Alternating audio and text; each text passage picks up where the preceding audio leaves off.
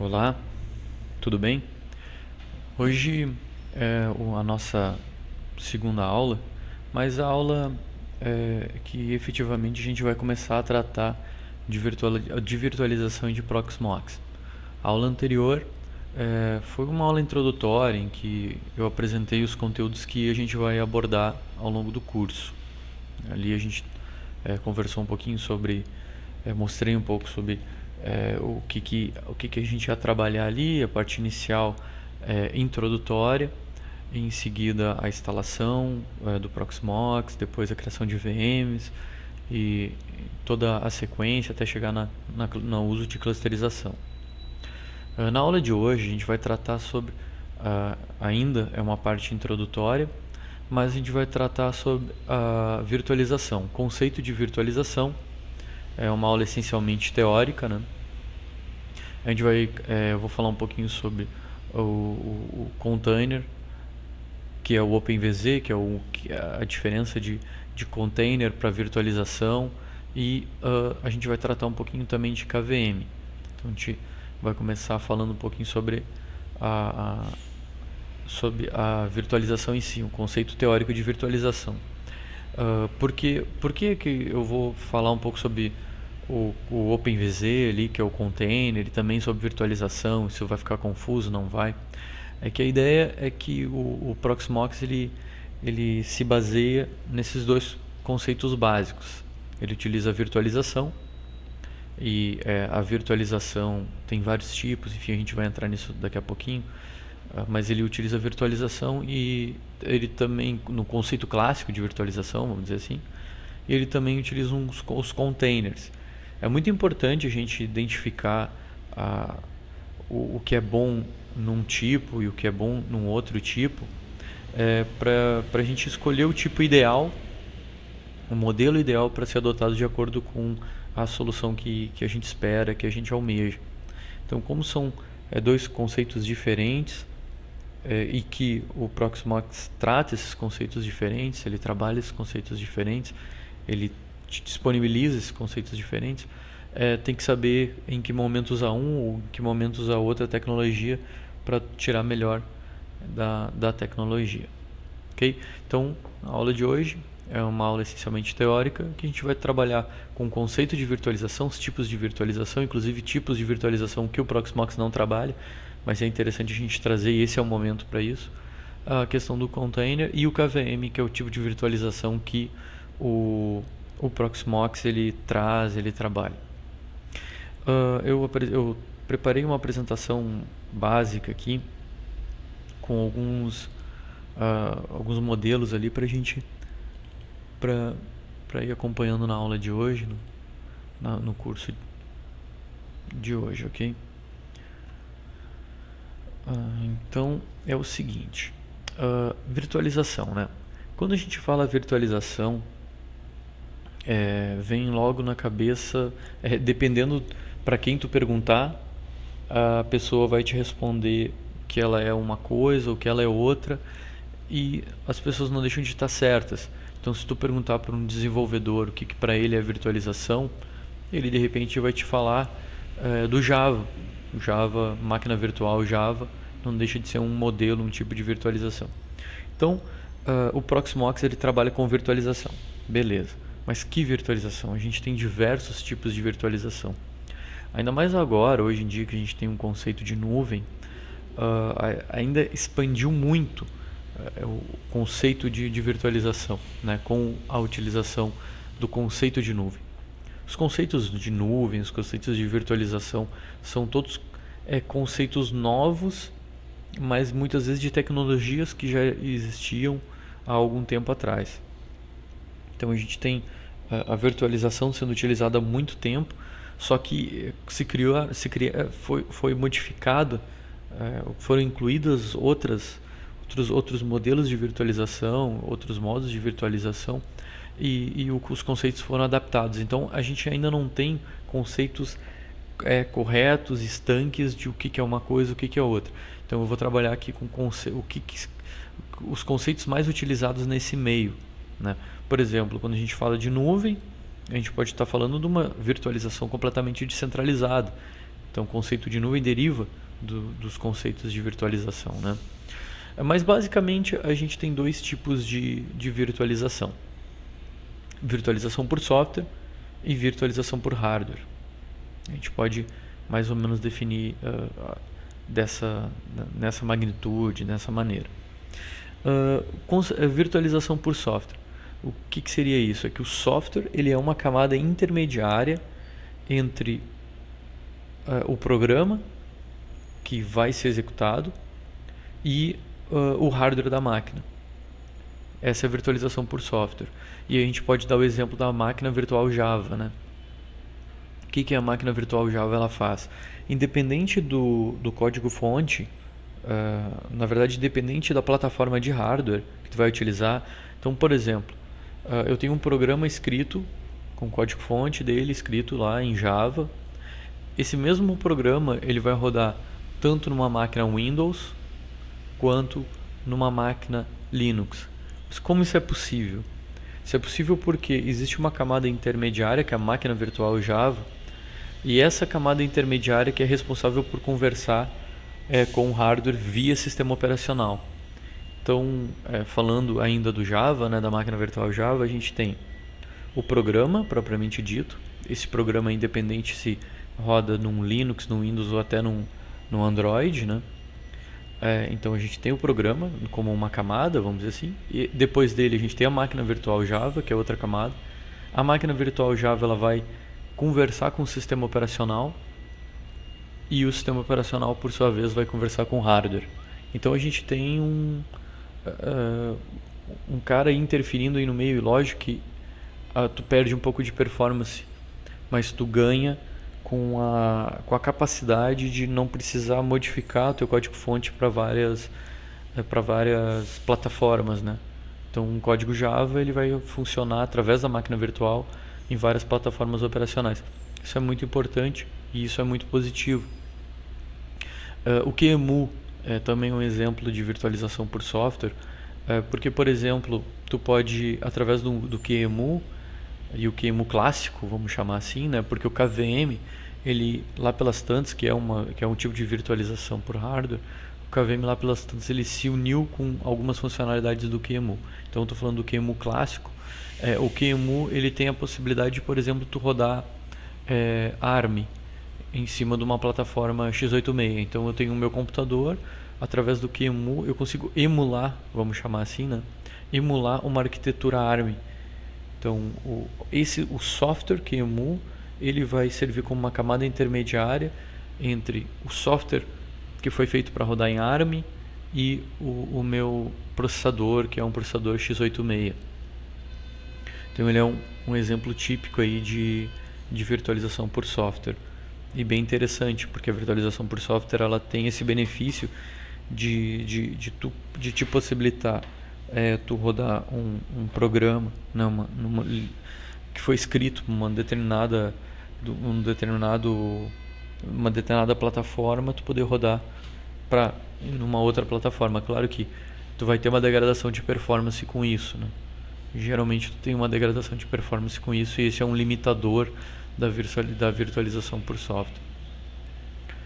A gente também pode falar que a virtualização por software, botando tudo nesse bojo, né, é que o VirtualBox, por exemplo, ele tem a opção de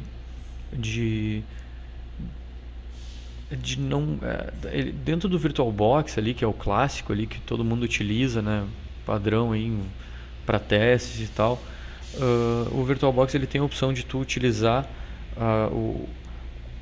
a filter, o recurso do processador de virtualização do processador, virtualização por hardware ou não. Então, quando tu não utiliza esse recurso de virtualização por hardware na configuração do Proxmox, por exemplo, tua máquina não tem esse recurso, aí tu não deixa de estar utilizando uma virtualização por software, né? A virtualização por hardware é é aí que entra o Proxmox, né? Na parte de virtualização do Proxmox. A virtualização por hardware a gente tem alguns exemplos ali, por exemplo, o KVM, que é bem conhecido, o Zen da Citrix, né? vários VMwares ali, VMware que ele é instalado como sistema operacional na máquina ali, e o Hyper-V da Microsoft, né?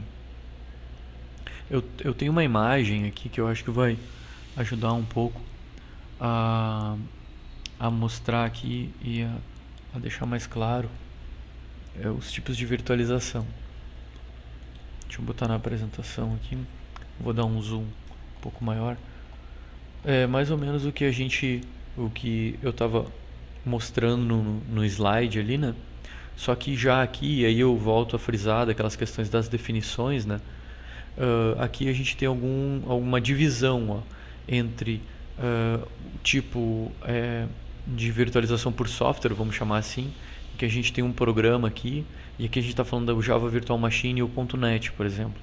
Então a gente tem um programa rodando, a gente tem a máquina virtual aqui que faz essa conversão, que ela vai conversar com o sistema operacional, que por sua vez vai conversar com o hardware. Esse é o tipo clássico de virtualização por software. Já aqui eles já nomenclaturam como um híbrido. O que é um híbrido? O Virtual PC, ou aqui cairia o VirtualBox sem está habilitada a opção ali de virtualização por hardware. Eu tenho o que? Eu tenho o meu sistema operacional instalado sobre o hardware. Aí eu tenho minha máquina virtual, ela funciona meio que ao lado do meu sistema operacional, e aí em cima dela eu tenho meus guests. Então ele não é um acesso tão direto, porque eu ainda tenho o meu host aqui, né? Eu ainda tenho um sistema operacional aqui. Ele não está completamente no caminho, mas ele utiliza alguns recursos. E aí eu tenho um padrão de hypervisor mesmo, que é a virtualização, vamos chamar assim, por hardware, tá? O que é isso? É um acesso quase que exclusivo e direto ao hardware. Um exemplo é o Hyper-V da Microsoft.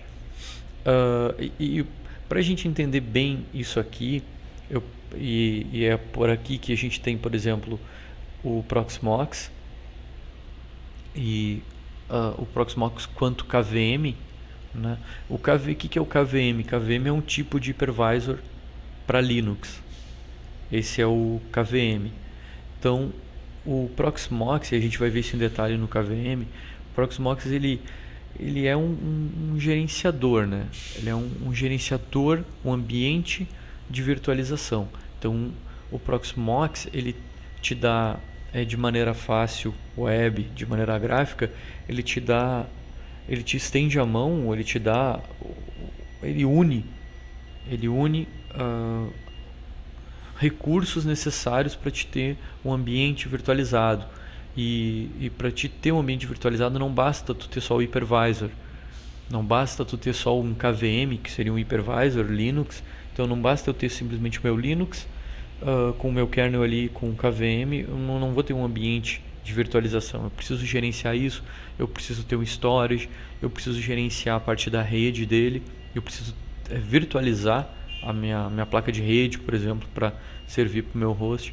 Então o que o Proxmox faz é isso, ele facilita e ele interliga os recursos necessários para a gente ter um ambiente de virtualização. Mas como aqui a gente está dando a gente está conversando de forma introdutória sobre virtualização, é exatamente aqui que o KVM ele se situa, tá? Então o KVM ele é um hypervisor. O que acontece, né? Assim como o Hyper-V e como o Zen da Citrix, quando ele é ativado, ele cria um acesso direto aos teus guests, ou seja, o guest a gente chama a máquina virtual, né? O meu computador ali que eu estou virtualizando ele, né? Então esse seria o meu guest, o meu cliente. Então eu tenho o meu guest aqui e ele tem um acesso quase que direto ao hardware. O meu próprio sistema operacional de gerenciamento desses meus guests, ele também não deixa de ser ele não deixa de ter a mesma prioridade, um pouquinho maior do que um guest aqui. Então eu posso, por exemplo, dizer que quando eu instalo um Proxmox num servidor físico, então eu tenho um servidor físico, eu vou fazer a instalação do Proxmox nesse servidor físico.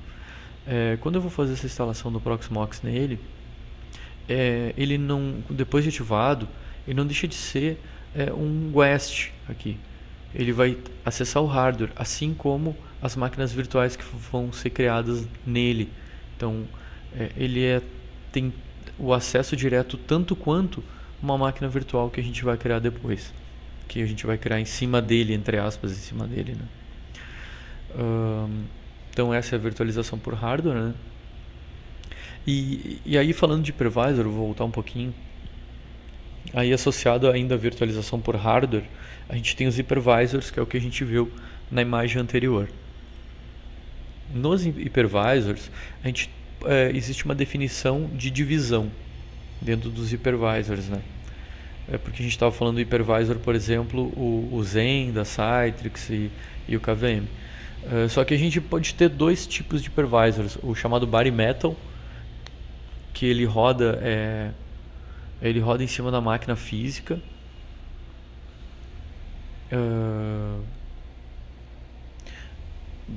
Por exemplo, tá? Para tentar explicar melhor, é exatamente o que eu estava explicando na imagem anterior, tá?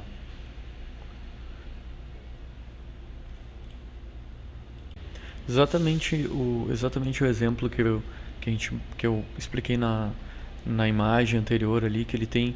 Então, o bare metal, o sistema operacional que gerencia essa virtualização, ele tem tanto privilégio especial quanto uma máquina guest ele roda, quase os mesmos privilégios, né? E o hosted hypervisor, que é o que? Tu tem um sistema operacional instalado, e aí tu tem que acessar esse sistema operacional, a máquina virtual ela tem que acessar esse sistema operacional, e em seguida o sistema operacional ele acessa o hardware. Então a gente tem um delayzinho aí, né? A gente tem uma, uma quebra de uma queda de performance, vamos falar assim, né? É mais ou menos isso.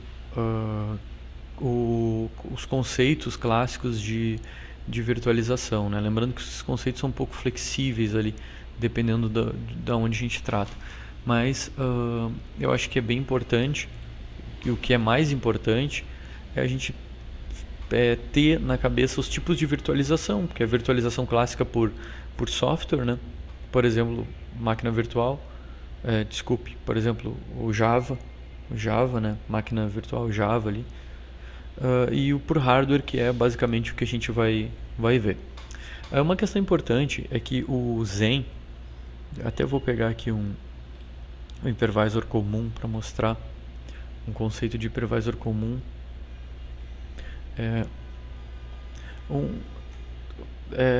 De maneira bem simples, a gente tem esse conceito aqui para tratar hypervisors, tá?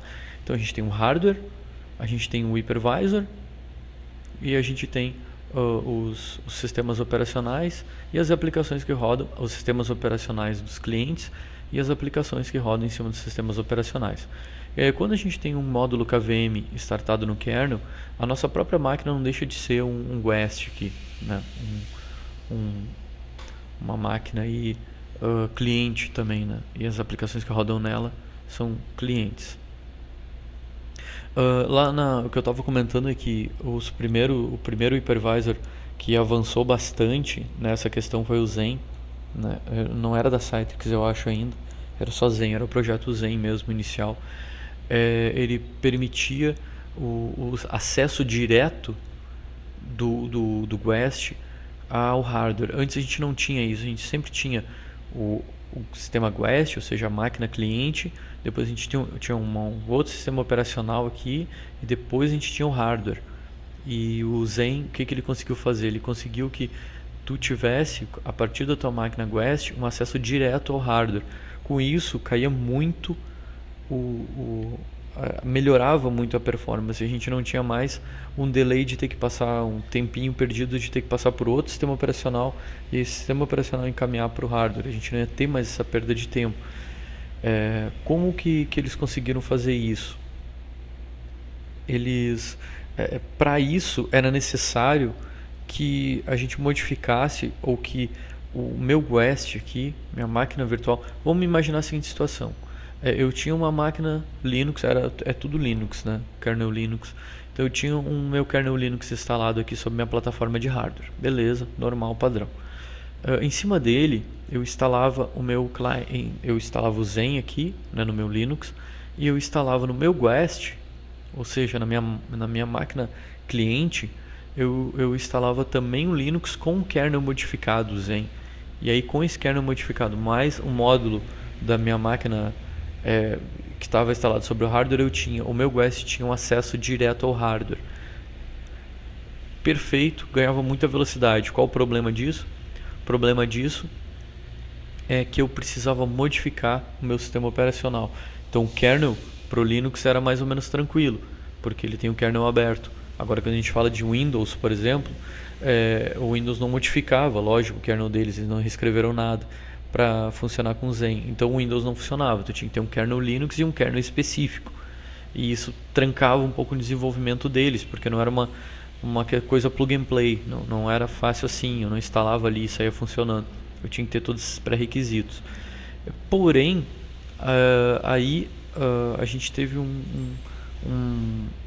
uma grande ajuda por parte dos hardwares, que aí os processadores eles começaram a vir com o recurso de virtualização por hardware. O processador com esse recurso de virtualização com hardware permitiu com que módulos, kernels com módulos, por exemplo, o KVM, que ele é um módulo de kernel específico para tratar esse recurso de processador, esse recurso que o processador habilita de virtualização por hardware. Então, se tu tivesse esse kernel aí habilitado no teu sistema principal, ligado à tua máquina, ao teu hardware, ele possibilitaria que minhas máquinas virtuais instaladas sobre ele tivessem acesso quase que exclusivo ao meu hardware. Então, com esse recurso que os processadores começaram a vir, a gente vai ver exatamente qual é esse recurso, como identificar esse recurso. Com esses recursos de hardware, de virtualização por hardware que os processadores começaram a vir, e hoje basicamente todos os processadores têm esse recurso, a gente conseguiu massificar o uso da virtualização. Então a partir daí tu não precisava mais modificar o teu sistema Guest, e aí tu começou aí sim a deslanchar a virtualização, porque tu pegava exatamente o teu mesmo sistema operacional que tu instalava no hardware físico, tu pode instalar ele sobre uma máquina como uma máquina virtual, sem modificação nenhuma. Sem modificação nenhuma, ok? Só que em cima disso a gente tem os drivers para-virtualizados, que a gente vai ver um pouquinho mais na frente, dessa questão de drivers para-virtualizados, quando a gente falar do KVM, que a gente vai falar em seguida. Então é mais ou menos isso. Eu tenho uma outra imagem que eu quero mostrar, que é uma imagem de hypervisor um pouco mais avançada.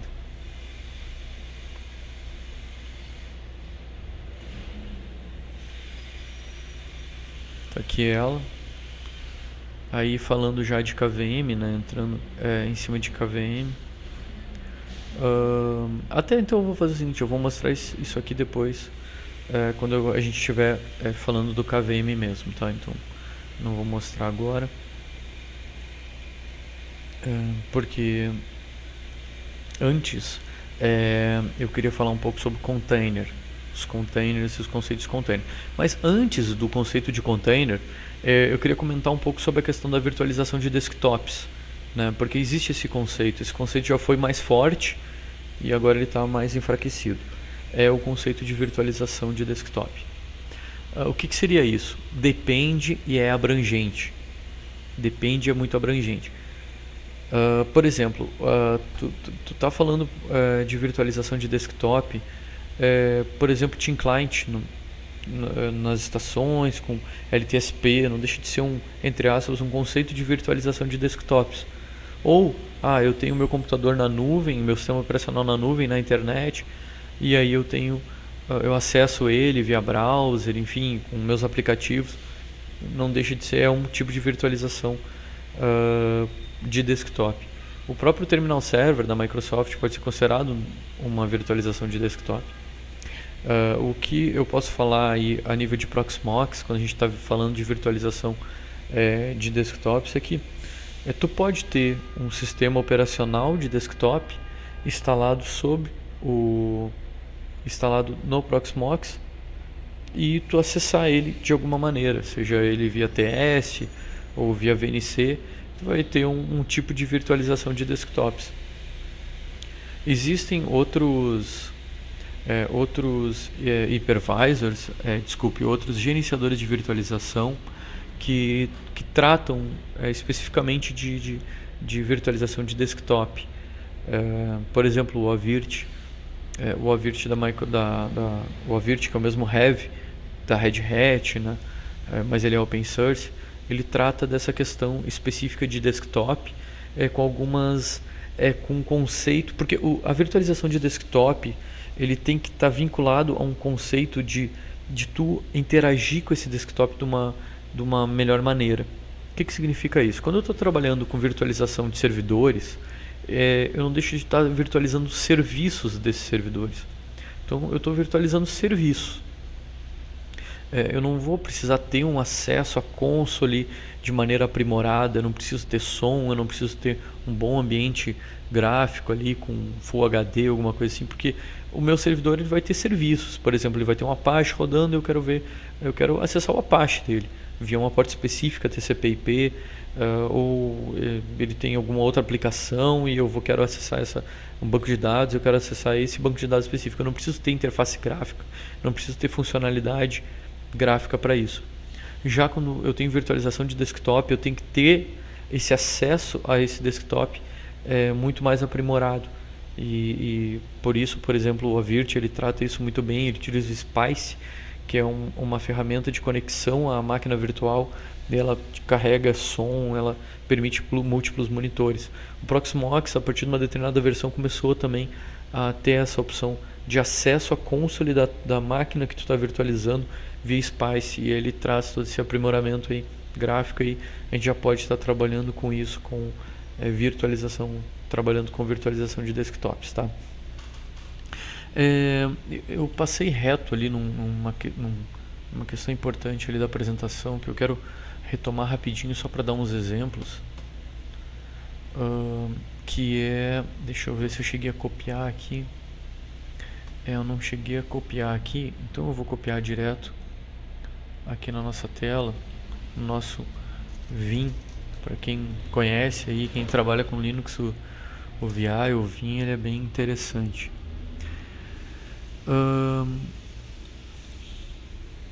Que é mais ou menos isso. O que eu quero trazer com isso, tá? O Proxmox, ele é ele é mais uma ferramenta de gerenciamento, orquestração de máquinas virtuais. Existem outras, tá? Por exemplo, existe o Avirt, que eu já comentei. O Avirt ele também gerencia o KVM, tá? Ele também gerencia o KVM. Existe o libvirt, que é uma biblioteca padrão para te gerenciar esse KVM, tá? Então o Proxmox ele também gerencia o KVM, mas qual é a facilidade do Proxmox em relação a outros? O Proxmox ele é amigável, ele tem uma interface amigável e ele te traz funcionalidades avançadas. Talvez esse seja um grande diferencial do Proxmox. Você pode utilizar ele em pequenas empresas e em ambientes médios. Então é isso mais ou menos que a gente tem no Proxmox, tá ok? Eu estava dando uma olhada aqui e a nossa aula ela já está aí com em torno de 30 minutos, e para a gente entrar dentro do KVM vai acabar ficando muito grande essa aula, tá? Então eu estou pensando em entrar já na próxima aula, na aula seguinte agora, com o KVM, e aí de forma prática a gente conectar já no Proxmox ali, dar uma olhada no KVM, mostrar ali a, enfim, mais a fundo ali o funcionamento do KVM, tá? Mas antes disso, então, eu vou mostrar como funciona os containers, tá? Por quê? Porque o Proxmox ele lida com duas situações: máquinas virtuais em cima de KVM, aquilo que a gente estava vendo, tá? E também containers. O que é um container? Um container ele compartilha o kernel, o mesmo kernel. Então eu tenho o meu Proxmox instalado e ele tem um kernel, beleza? Porque ele é uma máquina, um Debian, né, baseado em Debian 7, uma máquina Linux. Porém, eu queria ter, por exemplo, uma estrutura lá para que eu quero armazenar meus blogs, um WordPress. Eu quero ter esse serviço disponível no meu WordPress, como um WordPress. Beleza. Eu também quero ter um servidor de e-mail, né? Poxa, mas aí um e-mail lá que eu vou utilizar no Linux, né? Por exemplo, sei lá, Postfix. Mas aí eu vou ter o meu WordPress e o meu Postfix no mesmo servidor? Não. Então qual a opção? O que eu posso fazer? Tu pode virtualizar. Então eu vou ter duas máquinas virtuais, utilizando o Proxmox para isso. Até eu já vou mostrar aqui a cara do Proxmox. Então eu posso ter ali, tenho aqui a minha máquina, né, física do Proxmox. Eu posso ter então duas máquinas virtuais. Posso fazer duas instalações de máquinas virtuais, dois Debian, por exemplo, né? Ou sei lá, a distribuição que eu quiser. E num deles eu faço toda a instalação do WordPress e no outro instalação de e-mail, o Postfix. Beleza, isso vai funcionar. Porém, eu vou ter então dois sistemas operacionais instalados sobre o meu sistema operacional, né? Vou ter, querendo ou não, a gente vai ter um consumo um pouco maior do hardware. Uma solução que existe para isso é os containers. Os containers eles isolam, compartilham o mesmo kernel, porém eles isolam as configurações das máquinas. É como se eu tivesse vários sistemas operacionais rodando Linux, né, rodando sobre o mesmo kernel. Então, eu tenho meu WordPress, eu posso ir lá e criar um container. Esse aqui é um container teste que eu criei, por exemplo. Posso ir lá e criar um container para o meu WordPress. Lá eu faço a configuração toda do meu WordPress. Eu posso ter um outro container para para o Postfix. Então eu vou ter as configurações todas do meu Postfix. Então eu não preciso ter o meu sistema operacional individualizado que a minha máquina virtual exige. Eu tenho um sistema operacional que é o do próprio Proxmox, né, o meu kernel do Proxmox, e nele eu vou ter um compartilhamento de de kernel, e ao mesmo tempo eu vou ter totalmente uma máquina isolada da outra. Eu vou ter minha configuração do meu WordPress é uma e a configuração do meu Postfix é outra, inclusive com IPs diferentes, com placas de redes diferentes. Então com isso eu tenho um ganho de performance. Eu tenho aqui uma imagem para mostrar mais ou menos o funcionamento do OpenVZ, né? O OpenVZ é o container que o Proxmox utiliza. Então eu tenho um kernel, é o mesmo kernel, né? E eu tenho meus containers que tem meus arquivos individuais relacionados ao serviço que eu estou disponibilizando. Eu vou fazer o seguinte, eu vou na próxima aula continuar então com essa questão de container, ali mostrar um pouco mais o container avançado, de repente dar uma mostrada na área gráfica ali do container, onde é que está, como é que não está, e partir para mostrar ali o KVM também, direto na console do servidor, ok? Então, até a próxima aula.